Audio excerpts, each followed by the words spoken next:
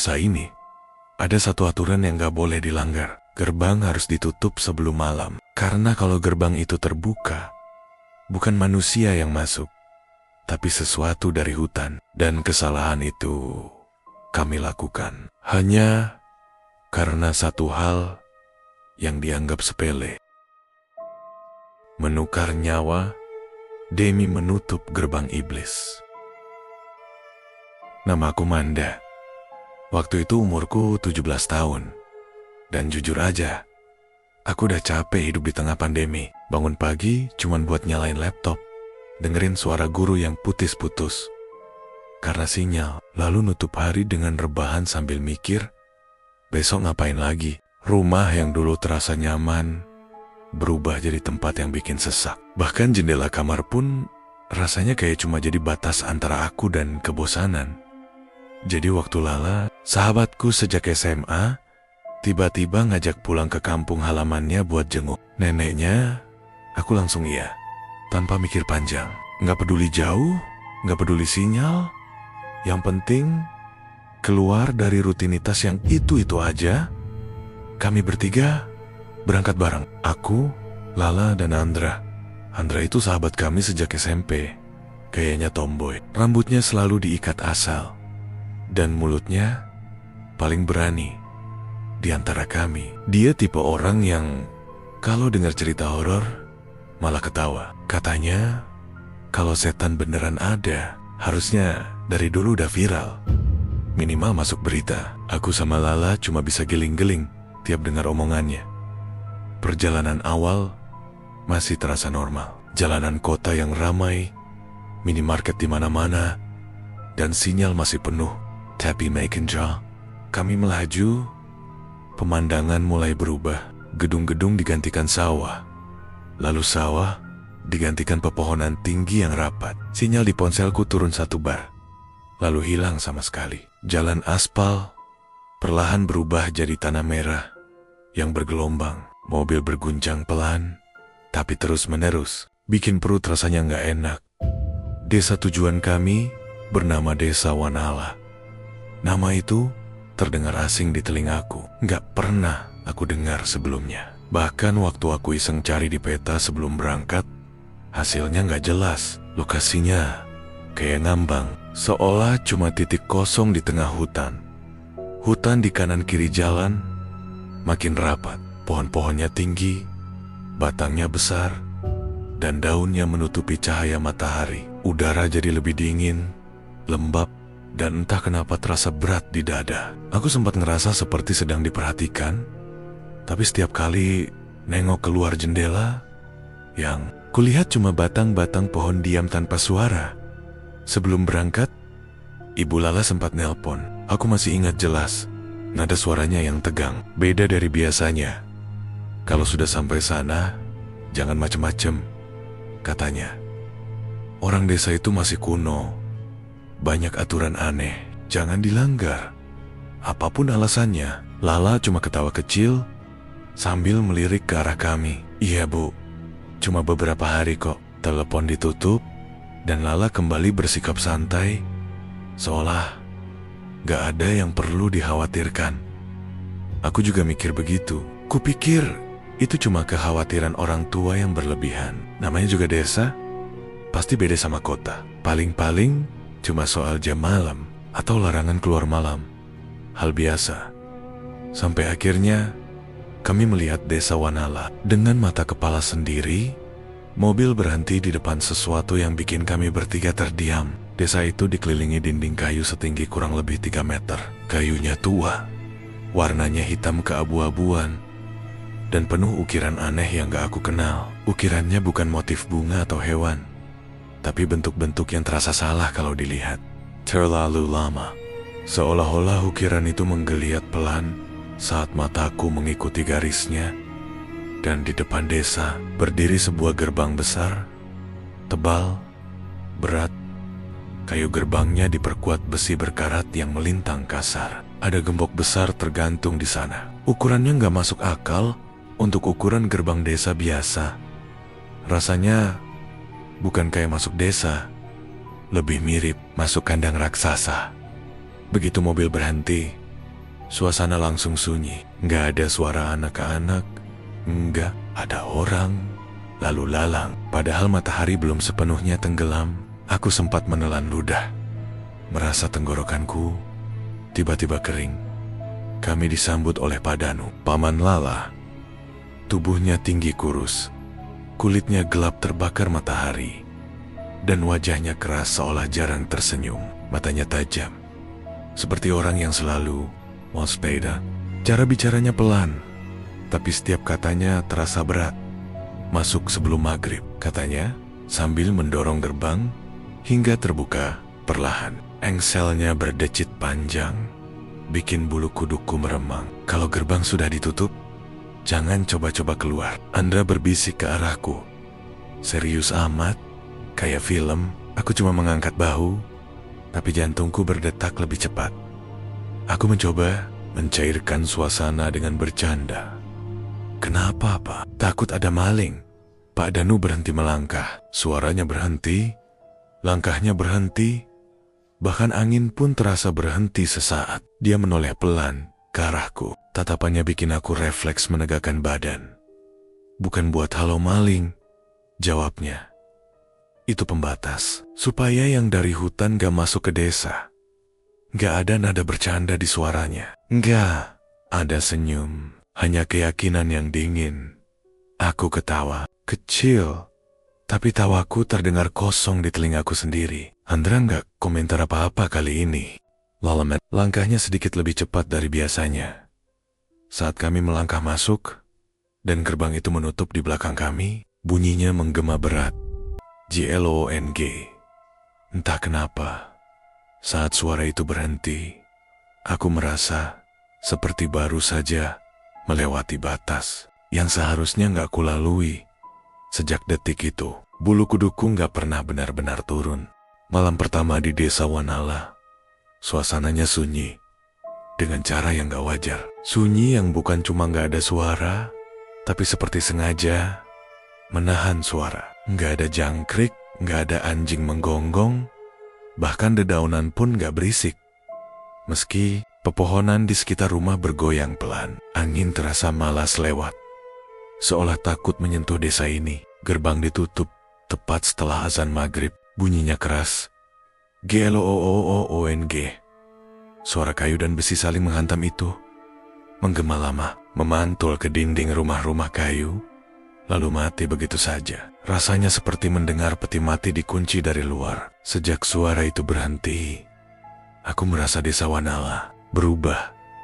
Bukan secara fisik, tapi atmosfernya. Udara terasa lebih berat. Lampu-lampu minyak di rumah penduduk menyala temaram. Cahayanya kuning pucat dan bergoyang pelan, seperti nyala lilin di ruang jenazah. Kami tinggal di rumah Nenek Lala, seorang nenek renta yang dipanggil Bu Asih. Tubuhnya kecil, kulitnya keriput, punggungnya bungkuk seperti menahan beban yang terlalu lama dipikul. Tapi matanya terlalu tajam untuk orang seusianya. Saat Bu Asih menatap, rasanya bukan seperti dilihat, tapi seperti dibaca sampai ke dalam pikiran. Saat makan malam, kami duduk melingkar di lantai. Makanannya sederhana, tapi aromanya aneh. Ada bau tanah basah yang samar. Bu Asih menatap kami satu persatu sebelum mulai makan, seolah memastikan jumlah kami lengkap. Kalau malam, jangan keluar rumah, katanya pelan, hampir seperti bisikan. Dan kalau ada yang dengar suara gamelan, jangan diikuti. Sendokku berhenti di udara. Jantungku berdetak sedikit lebih cepat. Andra, yang duduk di seberangku, nyengir sambil melirik Lala. Gamelan dari mana, Nek? Kan sepi. Bu Asih gak menjawab. Dia cuma tersenyum tipis. Senyum yang gak sampai ke mata. Senyum yang bikin perutku mual dan tengkuku terasa dingin. Setelah itu, dia kembali makan, seolah percakapan barusan gak pernah terjadi. Malam itu aku susah tidur. Rumah kayu ini berderit. Setiap kali aku bergerak sedikit. Dari luar, kadang terdengar bunyi seperti langkah kaki di tanah. Tapi saat kupusatkan pendengaran, suara itu hilang. Aku mengira cuma perasaanku sendiri. Masalah mulai muncul di hari kedua. Pagi itu suasana desa masih sama sepinya. Orang-orang beraktivitas tanpa banyak bicara. Mereka menunduk saat lewat, dan hampir semuanya melirik ke arah kami dengan tatapan yang sulit dijelaskan. Bukan ramah, bukan juga curiga. Lebih seperti waspada. Siangnya, Lala datang ke kamarku. Wajahnya pucat, bibirnya kering, dan tangannya gemetar waktu menutup pintu. Manda, suaranya lirih. Aku haid. Seharusnya itu hal biasa. Ada yang perlu ditakuti. Aku sudah mau bilang santai saja, tapi belum sempat bicara. Lala sudah duduk di tepi kasur dengan mata berkaca-kaca. Bu Asih tahu entah dari mana. Padahal kami belum bilang apa-apa. Saat Lala menyampaikan dengan suara bergetar, wajah Bu Asih langsung berubah. Senyum tipisnya menghilang, matanya menyipit, napasnya terdengar berat. Pak Danu yang tadi duduk di sudut ruangan langsung berdiri. Kursinya bergeser kasar. Malam ini juga, katanya dingin tanpa ragu, dia harus keluar gerbang. Aku bengong. Kata-kata itu terasa gak masuk akal. Maksudnya keluar gerbang kemana? Pak Danu menatap Lala. Tatapannya datar, tapi ada ketegasan yang bikin dada terasa sesak. Perempuan yang sedang datang bulan itu wangi bagi mereka. Kalau tetap di dalam desa, petaka bakal datang. Lala langsung menangis. Tangisnya pecah, penuh ketakutan dan kebingungan. Andra berdiri sambil membanting tangan ke meja. Suaranya tinggi karena marah. Ini gak masuk akal. Ini cuma haid, Pak. Bukan penyakit. Tapi gak ada yang mendengarkan. Penduduk yang berkumpul di depan rumah cuma diam. Wajah mereka tegang, seperti orang yang tahu sesuatu tapi gak berani mengatakannya. Malam itu, tanpa banyak pilihan, Lala diasingkan ke rumah pengasingan. Bangunan kayu tua di luar gerbang desa. Letaknya di tepi hutan, berdiri sendirian, dikelilingi pepohonan gelap yang batangnya tinggi dan rapat. Rumah itu terlihat miring, seolah bisa roboh kapan saja. Andra gak mau ninggalin Lala sendirian. Aku ikut, katanya tegas. Pak Danu sempat melarang, tapi akhirnya mengangguk dengan wajah kaku. Aku ingin ikut, setidaknya menemani sampai pagi. Tapi Pak Danu langsung menggeleng. Malam ini kamu tetap di sini, katanya sambil menatap lurus ke mataku. Kalau kamu keluar, mungkin gak balik. Kata-kata itu bukan ancaman, lebih mirip peringatan. Malam kembali turun. Gerbang ditutup lagi. GLOOOOONG. Aku duduk di kamar dengan selimut menutup sampai dada. Jam terasa berjalan lambat. Sekitar tengah malam, aku mendengar suara gamelan dari kejauhan. Pelan, nadanya salah. Ritmenya gak beraturan, seperti dimainkan oleh tangan yang gemetar, atau bukan tangan manusia. Setiap dentingnya bikin dadaku sesak dan kepalaku pening. Lalu, teriakan. Suara itu melengking, panjang, dan putus mendadak. Aku gak tahu itu suara siapa, tapi tubuhku langsung gemetar. Aku mencoba bangun, tapi sebelum sempat berdiri, sesuatu menarik kakiku dari kolong tempat tidur. Tangannya kecil, kasar, kukunya panjang dan dingin. Cengkeramannya kuat, nyaris menyeretku ke bawah. Aku menjerit sekuat tenaga. Lampu dinyalakan. Orang-orang berlarian masuk ke kamar. Tanganku gemetar saat menunjuk ke kolong tempat tidur. Kosong. Gak ada apa-apa. Keesokan paginya, suasana desa kacau. Rumah pengasingan kosong. Nggak ada jejak, nggak ada darah, nggak ada tanda perlawanan. Andra dan Lala hilang. Dan yang paling bikin jantungku nyaris berhenti, gerbang desa terbuka. Terbukanya gerbang di malam hari adalah kesalahan terbesar yang pernah dilakukan siapapun di desa Wanala. Kesalahan yang nggak bisa ditarik kembali, nggak bisa ditebus dengan doa apapun, dan nggak bisa dilupakan meski waktu terus berjalan. Sejak pagi setelah gerbang itu terbuka, desa berubah jadi sesuatu yang bahkan gak pantas disebut tempat tinggal manusia. Udara berbau anyir, campuran antara darah dan tanah basah. Matahari tetap terbit, tapi cahayanya terasa dingin, seolah nggak membawa kehidupan sama sekali. Orang-orang keluar rumah dengan wajah pucat, mata sembab, dan langkah tertatih, seperti baru pulang dari pemakaman massal. Jeritan pertama datang dari rumah seorang perempuan hamil di ujung desa. Tangisnya pecah, melengking, bikin siapapun yang dengar ikut gemetar. Dalam semalam, kandungannya kosong, nggak ada darah berceceran, nggak ada tanda keguguran biasa. Bayinya seolah menghilang begitu saja dari dalam rahim. Beberapa jam kemudian, kejadian yang sama menimpa perempuan lain. Lalu, yang lain lagi. Dalam satu malam, semua perempuan hamil di desa kehilangan janin mereka. Belum sempat warga mencerna kejadian itu, teror berikutnya datang. Hewan ternak mati mendadak. Kambing, sapi, ayam, semuanya tergeletak kaku dengan mata melotot, seolah mati dalam ketakutan luar biasa. Perut mereka sobek dari dalam, bukan oleh gigitan hewan buas, tapi seperti dicabik tangan yang tahu persis harus merobek di mana. Bau bangkai menyebar cepat, bikin orang-orang muntah dan menangis bersamaan. Puncaknya terjadi saat seorang warga berteriak dari arah sumur. Aku ikut berlari, jantungku berdebar gak karuan, lemas. Airnya merah, bukan sekadar keruh, tapi merah pekat, seperti darah segar, dan mengambang di permukaannya. Potongan tubuh bayi, kecil, pucat, nyata. Aku muntah saat itu juga. Tangisku pecah, tanpa bisa kutahan. Di sekelilingku, orang-orang jatuh berlutut. Ada yang memeluk tanah, ada yang berteriak menyebut nama Tuhan. Ada juga yang cuma menatap kosong, seolah jiwanya sudah pergi lebih dulu. Doa dipanjatkan di mana-mana, ayat dibaca, mantra dilantunkan, tapi semua terasa percuma. Makhluk-makhluk itu sudah masuk. Menjelang sore, Pak Danu akhirnya mengumpulkan warga di lapangan desa. Wajahnya lebih tua dari sebelumnya, matanya merah, suaranya parau, seperti orang yang sudah terlalu lama menyimpan.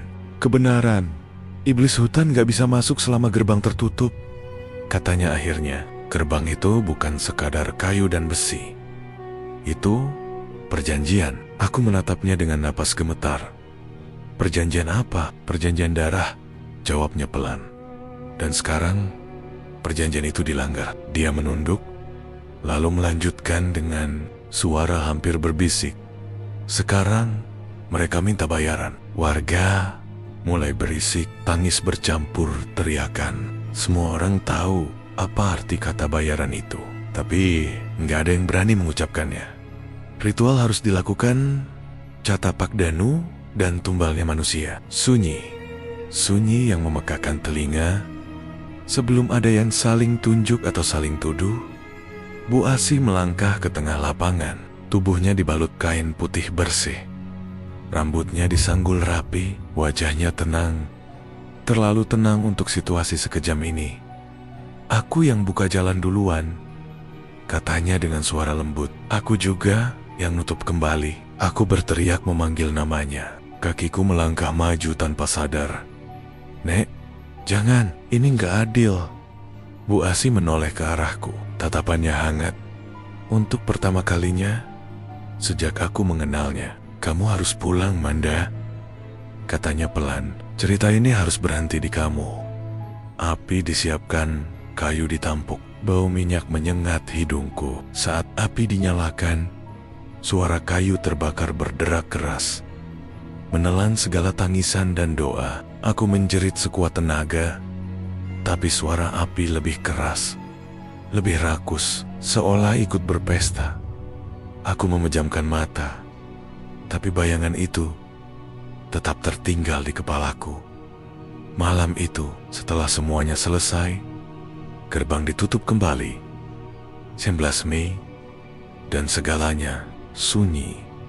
Gak ada gamelan, gak ada jeritan, gak ada bau darah baru. Keesokan harinya, aku dipaksa Pak Danu untuk pergi. Katanya, desa ini bukan lagi tempat aman untuk orang sepertiku. Aku gak melawan. Aku juga gak punya tenaga untuk membantah. Saat aku melangkah menjauh dan menoleh ke belakang untuk terakhir kalinya, kakiku berhenti. Di depan gerbang, aku melihat sesuatu yang bikin napasku terhenti. Bu Asih berdiri di sana. Deisen bergerak pelan seperti asap hidup. Mereka nggak tersenyum, nggak menangis, hanya menatapku. Bu Asih menatapku paling lama. Bibirnya bergerak tanpa suara. Tapi aku tahu apa yang dia katakan. Kematian bukan akhir, Manda. Tapi jangan lupa, harapan harus tetap dijaga. Aku berlari. Aku nggak menoleh lagi. Aku pulang sendirian ke kota, membawa luka yang nggak kelihatan, tapi selalu terasa. Trauma itu nggak pernah benar-benar hilang. Sampai hari ini, aku masih terbangun di malam hari karena mimpi buruk. Dan setiap kali aku mencium bau darah bercampur tanah basah, dadaku langsung sesak karena aku tahu. Dan cerita pun tamat.